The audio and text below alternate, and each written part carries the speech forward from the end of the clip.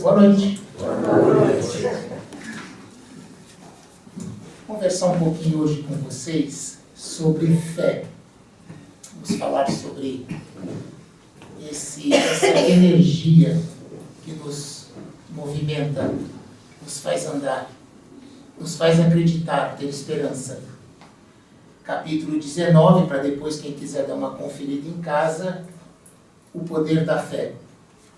E eu, como gosto sempre de passar a passagem de Jesus referida ao assunto, porque eu acho sempre importante as pessoas lembrarem, se sintonizarem. E nessa passagem que abre lá o capítulo 19, ele diz o seguinte: ele, depois que veio para onde estava a gente, chegou a ele um homem que, posto de joelhos, lhe dizia: Senhor, tem compaixão do meu filho, que é lunático e padece muito, porque muitas vezes cai no fogo e muitas na água. E tendo-o apresentado a teus discípulos, eles não o puderam curar. E respondendo Jesus, lhes disse: ó geração incrédula e perversa, até quando hei de estar convosco?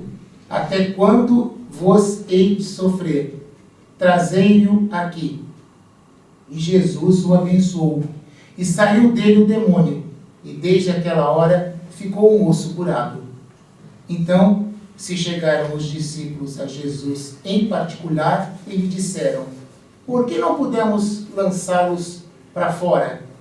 E Jesus lhes disse: por causa da vossa pouca fé. Porque na verdade vos digo que se tiverdes fé como um grão de mostarda, direis a este monte: passa daqui para acolá, e ele há de passar, e nada vos será impossível. Então Jesus tem outras passagens que Jesus fala que nós somos deuses, podemos fazer a mesma coisa que ele e muito mais. A gente precisa também entender uma coisa muito simples: fé não é um artigo que você usa de vez em quando, depois que usou você guarda na gaveta, e quando você precisar você vai usar ele novamente.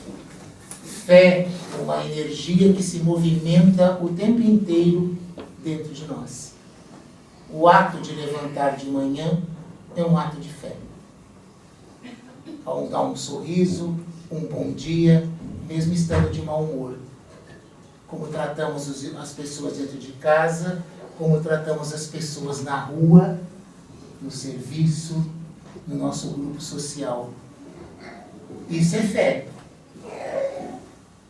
E ultimamente parece que essa falta de fé está muito grande, porque a gente descarrega nos outros. Está todo mundo irritado, está todo mundo de mau humor, está todo mundo pessimista. Tudo vai dar errado, é só o que a gente ouve aí fora. Isso é falta de fé. Nós precisamos rever os nossos conceitos. Parar de colocar fé num determinado ponto e querer usar num determinado momento. Fé é todo dia. Fé é o que eu falei, é na hora que se levanta. Então nós precisamos entender esse processo dentro de nós, para acabar um pouco com essa onda de mau humor, de pessimismo que é aí fora das pessoas. Isso é falta de fé. E no nosso inconsciente a gente não percebeu e está jogando isso para fora. Então nós precisamos rever muito isso.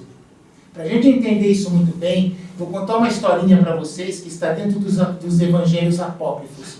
Os evangelhos apócrifos agora estão sendo abertos, alguns estão sendo estudados porque eles trazem informações importantes. Só não foram aceitos lá na tradução, mas muitas coisas deles são bem interessantes. E essa passagem retrata essa questão de fé, porque ela está relacionada a uma cidade de Odessa, na Arábia Saudita, em que um rei desta cidade, ele tinha um filho, e aos 15 anos de idade, ele resolveu preparar esse filho para ser o rei daquela cidade. E mandou o filho dele estudar com os sábios do Oriente. E o filho foi embora estudar. E esse filho, depois de 10 anos, ele voltou, com 25 anos de idade, para a cidade de Odessa, e começou a trabalhar com o pai. O pai dele era considerado um rei extremamente justo nas suas questões relacionadas com o povo que ele dirigia ali. E ele foi pegando todo esse ensinamento do pai, mais o ensinamento que ele teve fora. Chegou a hora que o pai passou desta para outra e ele assumiu o reinado. E continuou com modernizações daquilo que ele tinha aprendido, mas a mesma justiça equitativa que seu pai tinha. O que gerava nos outros, porque existem sempre pessoas querendo o trono, existem sempre pessoas querendo derrubar alguém. Naquela época era assim. Olha a história dos reis e de castelos, havia sempre traição, golpes por baixo. E ele tinha uma facção que queria tomar o trono, mas não conseguia. Até que alguém descobriu que ele, o rei, tinha uma fraqueza. Ele era fraco por mulheres. Ele tinha um velho problema de sempre, ele não podia vir uma mulher. E o que é que fizeram? Descobriram que uma prostituta, belíssima, tinha adquirido lepra. Pegaram essa mulher, deram altíssimo dinheiro para ela, introduziram ela dentro do castelo numa festa e ele se relacionou com esta prostituta. E ele pegou lepra, mas ele não contou para ninguém.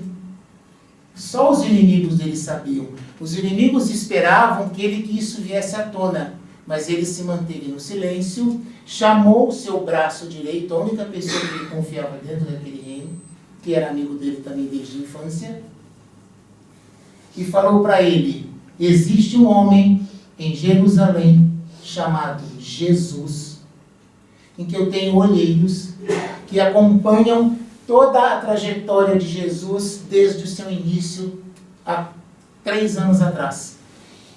Você vai pegar esta carta que está aqui pronta de punho, vai fazer essa viagem de cavalo, vai até lá e ver se você consegue trazer Jesus até aqui.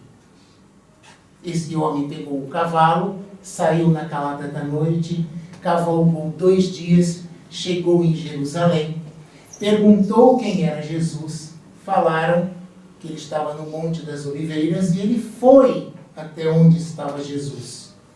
Quando ele se encontra com Jesus, Jesus diz assim para ele, pega a carta, o cara lê a carta para ele, porque Jesus não lia nada, não pegava nada, era tudo oral. As pessoas escreviam, leram a carta para Jesus e ele falou para o rapaz: eu estou em final da minha missão. Eu não tenho condições de ir à terra onde está seu rei. Mas você disse para mim que ele acredita em mim. Então, se ele acredita em mim, ele tem fé em mim, ele está curado. Mas eu não posso ir lá, infelizmente. E Jesus sai e continua a sua missão. Ele pega, vendo aquilo, fica na cidade. Aí ele vê toda a trajetória do Jesus sendo preso, Jesus passando no Calvário, na crucificação, é enterrado. E nessa questão dele ser enterrado na crucificação, ele pega um cravo que estava enfiado em Jesus e leva com ele. 2 dias depois ele volta para Odessa. Chega na calada da noite, entra por uma passagem secreta, vai lá conversar com o rei, conta todo o ocorrido e entrega o cravo, para dizer, para provar que o que tinha realmente acontecido. Ele pega o cravo na mão, olha, dispensa o cara, senta na cama e diz assim: meu amigo, eu acredito muito em você. Pena que você não pôde vir aqui. Mas isso não muda nada, eu acredito muito em você. E deita. E acorda de manhã, sem lepra nenhuma. Então a gente entende 2 pontos muito importantes aí. Ele era árabe. Árabe tem um outro conceito religioso, diferente do cristianismo. que era propagado por Jesus. O fato dele ser de uma outra religião, de um outro conceito religioso, não lhe implica no direito de acreditar numa pessoa e obter uma cura. Ele tinha fé em Jesus. Esse é o ponto principal. A fé, por ser uma energia própria do ser encarnado no mundo físico, ela não tem nada a ver com uma questão particular da religião que cada um frequenta. Porque existem pessoas que não frequentam religião nenhuma e têm fé nas coisas que faz e dá certo.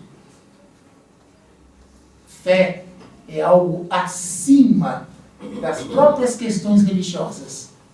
Porque ela é de dentro de cada um. E cada um professa artigos, seitas, religiões, conceitos, ideias completamente diferentes. A fé é particular, é de cada um.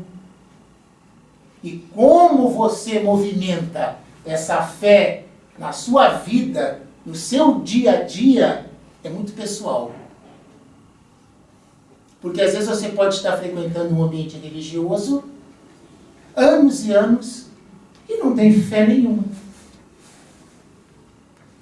Não acredita, não potencializa isso, não adquire nada. Então a gente tem que tomar muito cuidado quando fala, eu sou fé, minha fé é fervorosa porque eu acredito na religião, então não tem nada a ver.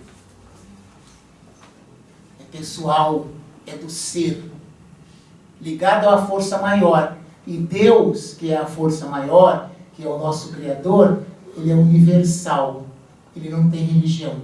Quem colocou Deus, Jesus, dentro de uma religião, foram os povos. Que cada um acreditou num conceito religioso e levou Deus para esses conceitos religiosos. Para vocês entenderem isso, existem 72 religiões no mundo. Dessas 72 religiões, existem todas as outras ramificações. Esses 72 líderes religiosos dizem que carregam a verdade absoluta. Então nós temos 72 verdades. É o que eu falo para as pessoas. Quem é que está com a verdade? Quem é o dono da verdade? Quando a gente passa a entender isso, fica mais fácil de entender. Então, quando Jesus cita ali a questão da montanha, ele está falando de que montanhas? Eu vou pegar aquele monte que está ali, vou mudar de lugar com a minha fé? Não, a montanha que ele está falando é a montanha das nossas dificuldades. Aquilo que nós carregamos. Montanhas que o homem pode transportar no sentido moral, que era o objetivo do próprio ensino de Jesus, que se constituíam nas dificuldades, nas resistências, na má vontade do homem em relação à mudança interna, devido ao comodismo de interesses materiais, ao orgulho, ao egoísmo, aos preconceitos, ao fanatismo, às paixões desequilibrantes. As nossas dificuldades são questões de vícios e defeitos que são trocados por virtudes. Enquanto a gente se preocupa muito com a questão material e não melhora a nossa questão interna e espiritual, a gente se complica na nossa caminhada e não entende por quê. Aí pede um milagre ali na frente. Deus, me dê isso, por favor, eu tenho fé. Aí não consegue e reclama que Deus não deu. Ah, pedi e não me deu. Isso é um conceito pobre de pensar nosso. E nós temos que melhorar, nós temos que evoluir. O nosso pensamento ele não pode ser pobre assim, tão simplista. Nós precisamos mudar o nosso conceito de fé. O que nós queremos para a nossa vida? Então isso é o mais importante. A fé, ela é trabalhada dentro de nós quando nós entendemos esse tipo de questionamento, entendemos qual é o nosso papel no mundo físico, qual é o papel de Deus nessa história quando nos fez, qual é o nosso trabalho em colaboração com Ele, quais são os nossos objetivos, por que nós encarnamos e reencarnamos várias vezes, vemos um núcleo familiar, Por que aquelas pessoas que fazem parte daquele núcleo familiar têm a ver com o nosso processo de vida e de evolução? Por que às vezes eu não me dou bem com meu pai, eu não me dou bem com a minha mãe? Por que eu não gosto do meu irmão, mas eu gosto da minha colega da rua que parece a minha irmã? Tá fácil de entender isso. Porque está lá fora, a gente se dá bem. As nossas dívidas, as nossas tarefas de obrigação são com as pessoas que estão embaixo do nosso teto. E às vezes a gente releva isso, deixa um pouco de lado, desleixado. Aí a gente entende as confusões hoje, nos lares, atualmente. A questão de pai com mãe, com filho, brigas e mais brigas. Isso é tudo falta de fé, gerada por essa falta de conhecimento e de entendimento da religião. Então, qual é a proposta de Jesus? Então, a fé sólida ensina o quê? A esperar, a ter calma, ter paciência, ter resignação ativa, porque sabe que alcançará seus objetivos não se deixando perturbar com dificuldades naturais do processo. Se eu entendo que é Deus, se eu entendo o meu papel que eu estou fazendo aqui, por que eu continuo fazendo as mesmas coisas do mesmo jeito e que não são certas? Por que nós mantemos os mesmos comportamentos todos os dias? Por que nós temos dificuldade de conversar com o companheiro, com a companheira? Por que nós temos problemas em relação com os nossos filhos? Por que nós temos problemas de ser com o nosso chefe, com o nosso colega de serviço? Por que nós temos um comportamento na rua com os nossos amigos de um jeito e dentro de casa nós temos outro comportamento? Nós deveríamos ter um comportamento só. Nosso comportamento dentro do lar deveria ser o mesmo na rua, no grupo social e no grupo de trabalho. Por que a gente insiste no verniz social? Isso é um defeito nosso. A gente não está entendendo qual é a nossa proposta encarnada no mundo físico. Que é isso aqui. Se nós sabemos que Deus nos carrega em todas as situações, Ele é o único que nos ampara, Ele é o único que nos fortalece, por que de repente a gente não acredita? Por que a gente é contraditório? Eu acredito em Deus, mas quando está passando por uma dificuldade enorme, não acredita. É contraditório. Nós somos contraditórios. Ou seja, o nosso problema está nessa fé. Nós realmente acreditamos em vida após a morte? Nós entendemos que o nosso papel aqui é de evolução? Ou a gente vem porque o nosso amigo vem? Porque é conveniente? A gente se prepara realmente em querer estudar e entender a doutrina espírita? Para entender o que nós estamos fazendo aqui? É para pensar. A gente precisa pensar nisso. É importante. A fé sólida expulsa o desânimo no momento em que teima em aparecer. Estimula o fortalecimento do esforço na tarefa porque confia no resultado. Nas suas possibilidades, como ser inteligente é moral e moral que é. Se nós somos um ser e nos dizemos inteligentes, seres superiores à criação, temos esse privilégio de ter isso. Entendemos a nossa relação social, porque que dentro desse papel, dessa relação social, nós continuamos fazendo com os mesmos vícios e defeitos.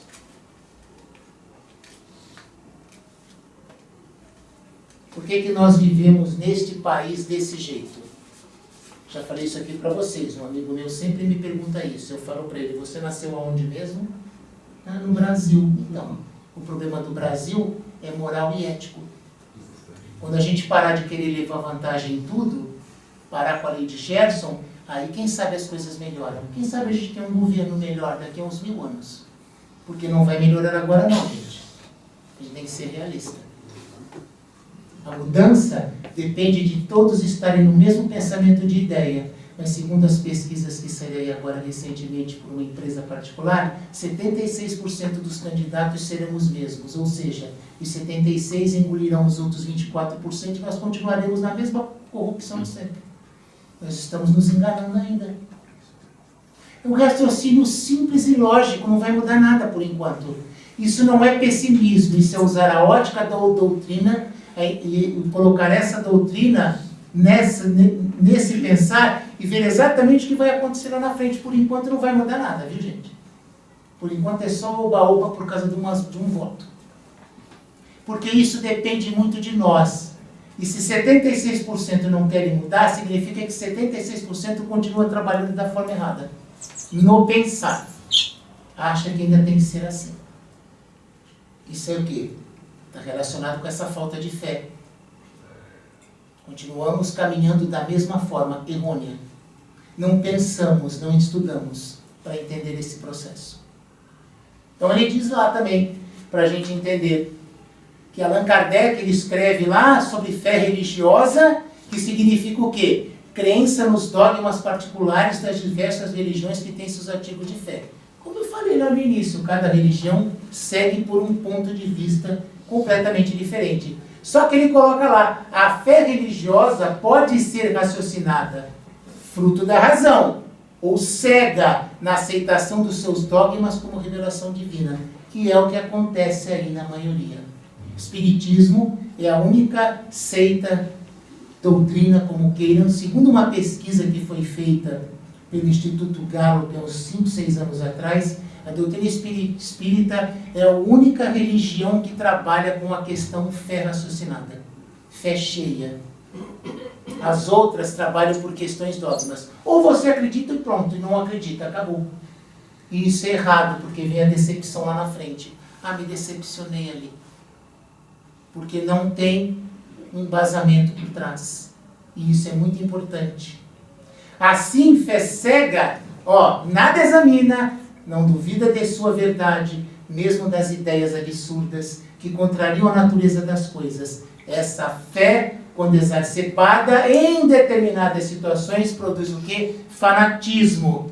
Quando baseada no erro, acaba por se desfazer. Aí você abre lá o dicionário, o fanatismo é doença.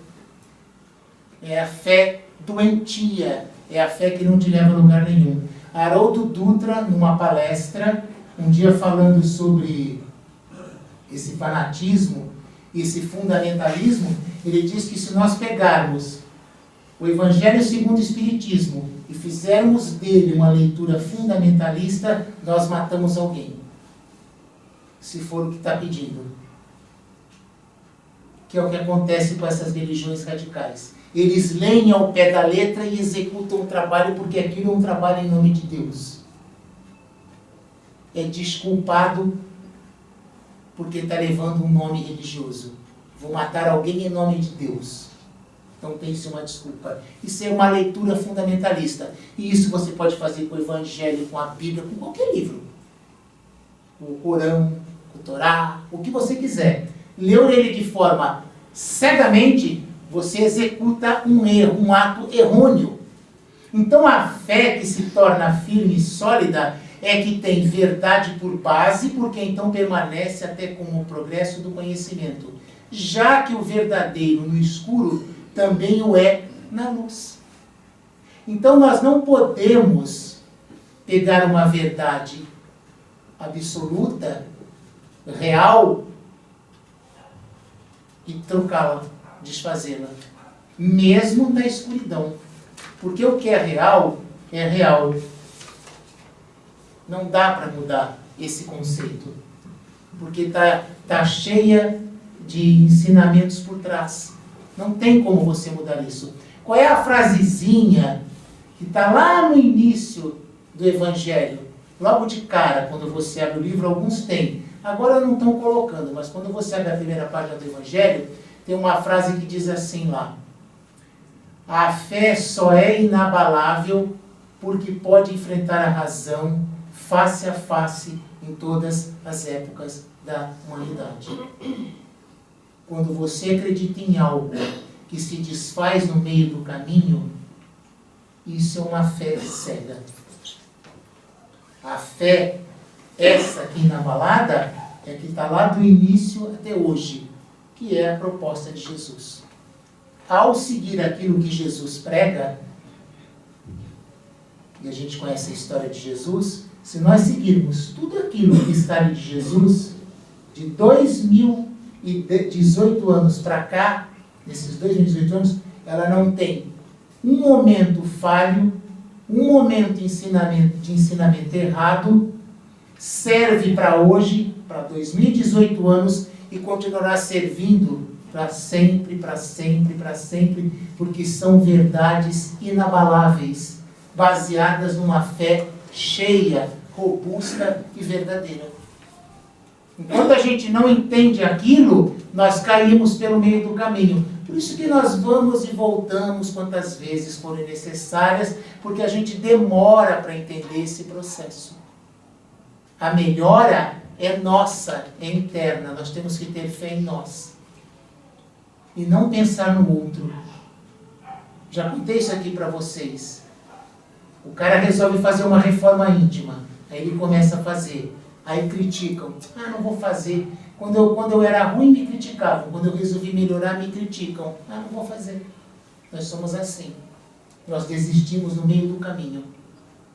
Nós temos que nos preocuparmos conosco. Se nós estamos fazendo o certo, o outro que faça também depois, quando ele entender esse processo também.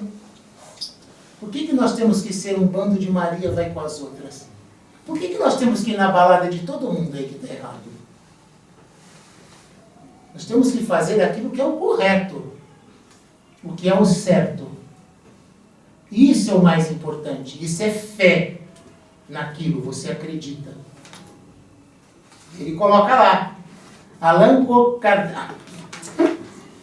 As pessoas que dizem não conseguir ter fé, apesar do seu desejo, em realidade não procuram enxergar as provas das verdades espirituais que estão ao seu redor. Procuram uma fé que se adapte à sua maneira de ser. Isso não é fé.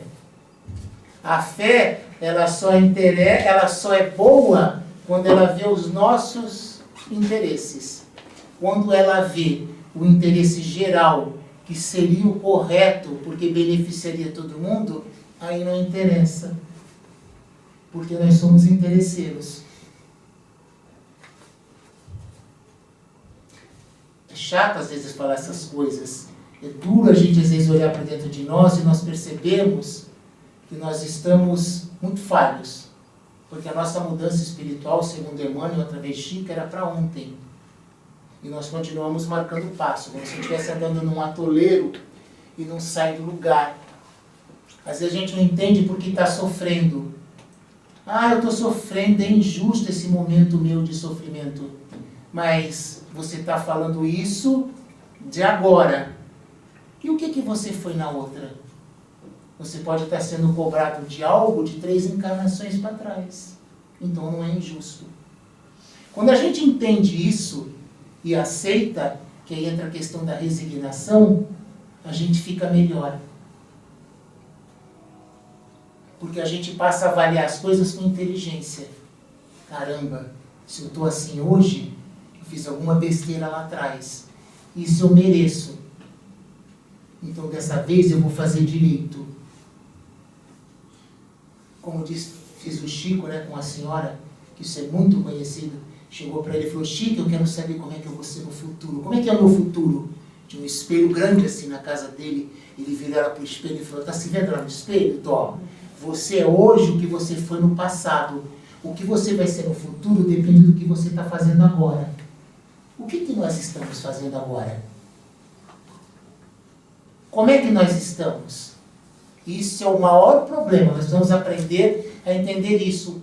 Fazer porquês na nossa vida. É importantíssimo os porquês. Para a gente se avaliar. Se encontrar. É o mais importante. Por quê? Quando a gente entende esse processo, a gente tem fé nisso, nessa doutrina, o que acontece? Essa fé levou o homem a sentir-se realmente um filho de Deus, com capacidades e possibilidades de desenvolver-se até a perfeição possível, porque ele acredita que essa aqui não é uma única encarnação, ele vai ter várias, sob a proteção do Pai, de Jesus e dos Espíritos que já evoluíram mais e trabalham em benefício dos irmãos mais atrasados. Aí a gente entende a questão de espírito protetor, anjo guardião que nos acompanha na escala evolutiva, mas sempre em progressão constante. Nós evoluímos sempre. A única defeitinho que a gente está fazendo ultimamente é que a gente fica parado.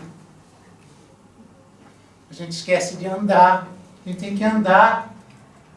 Então, quando alguém convida vocês para participar de estudo numa casa espírita, porque eu vejo isso em todas que eu vou, a pessoa tem a maior boa vontade, convida todo mundo para vir para o grupo de estudo. Aí você vem no grupo de estudo, vem meia dúzia. Não quer estudar, não vai entender. Não vai conseguir entender o processo. Vai. Não mais fé cega que impede o homem de fazer uso dos seus raciocínios, do seu livre-arbítrio, dados por Deus, mas a fé, fruto do seu esforço em seguir compreendendo o porquê e como e o para que vivenciar o ensinamento de Jesus. Aí a gente volta lá na historinha. Ele nunca viu Jesus. Não fazia parte da sua religião. Mas ele acreditava em Jesus, porque ele tinha olheiros lá e ele aceitava o ensinamento de Jesus. Ele separou as coisas. Esse é o nosso objetivo. Nós estamos aqui para um processo de aprendizado.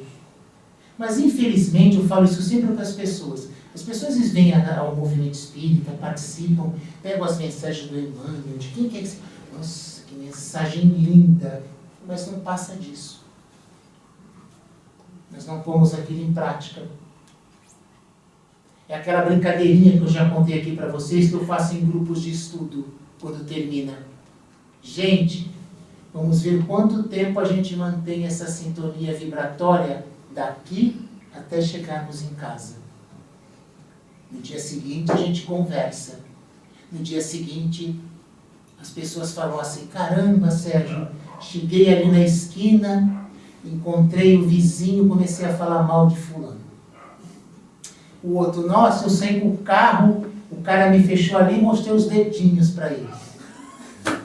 Aí tem um que é pior ainda, que chega para mim e fala: Sérgio, tu acabou de falar, eu na cadeira já estava pensando mal de alguém. A brincadeira, na verdade, ela tem um único objetivo. As pessoas acharam que era para saber isso.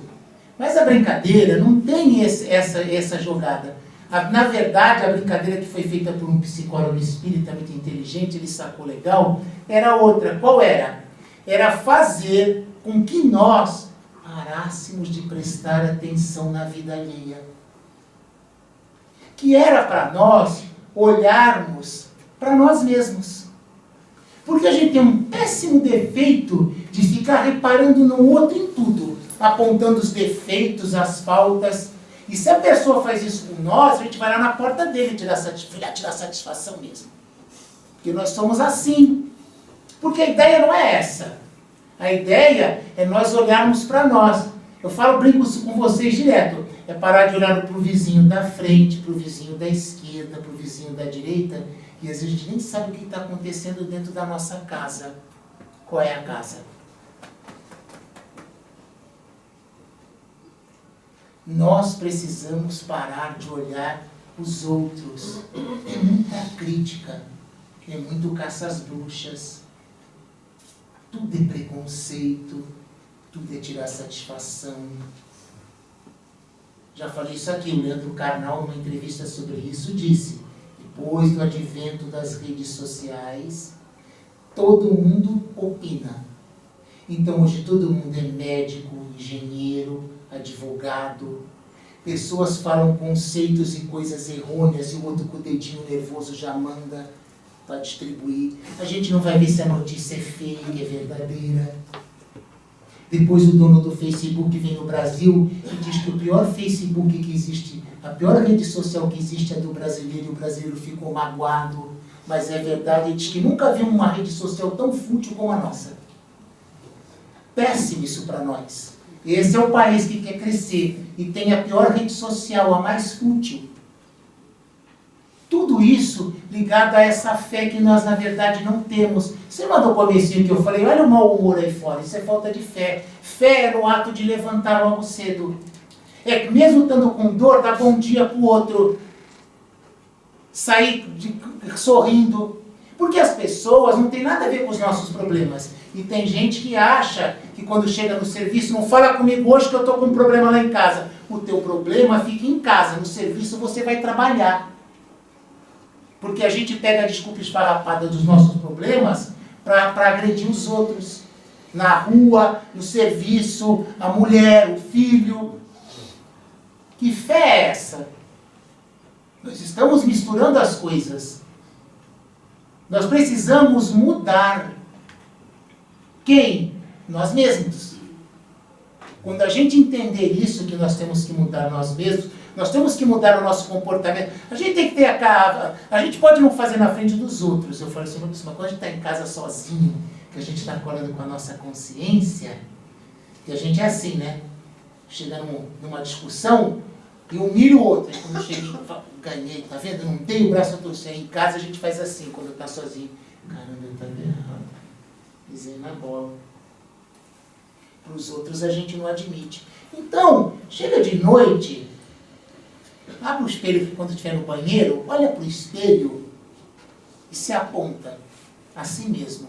O que eu preciso mudar em mim hoje? Como é que eu trato a minha mãe? Como é que eu trato meu pai? Como é que eu sou com a minha esposa? Como é que eu sou com meu esposo? Como é que eu estou me relacionando na rua? Como é que eu estou no trabalho? Sou boca suja? Falo muito palavrão? Xingo os outros? Sou pessimista? Sou mal-humorado? Eu não vejo nada de bom em ninguém? Fulano não presta. Ih, esse aí... Falei isso com um colega meu de serviço, ele quase me bateu. Caramba, você só vê o defeito das pessoas. Tu não diz nada de bom de ninguém. Ele não gostou. Mas era, ele passava alguém, fulano. E esse aí? Eu falei, você não fala nada. Eu falei, eu queria ser uma mosquinha. Eu queria que você fosse uma mosquinha para você ver o que as pessoas falam de você quando você sai da sala de serviço. Para você ver como ninguém te suporta. Ele não gostou. Gente, nós precisamos mudar.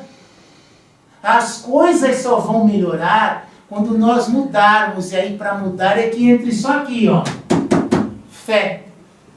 Essa fé de que nós somos espíritos imperfeitos, graças a Deus, mas estamos num processo de evolução e melhora. Se Deus quiser, eu vou superar, eu vou tirar os meus defeitos. Vai ser difícil, mas vou conseguir. Essa deveria ser o nosso lema. Todos os dias ao levantar, como tem lá o do ZNA, o do ZAA, só por hoje. Nós deveríamos carregar esse conosco. Eu vou mudar sim, se Deus quiser. Mesmo que seja difícil, mas eu conseguirei.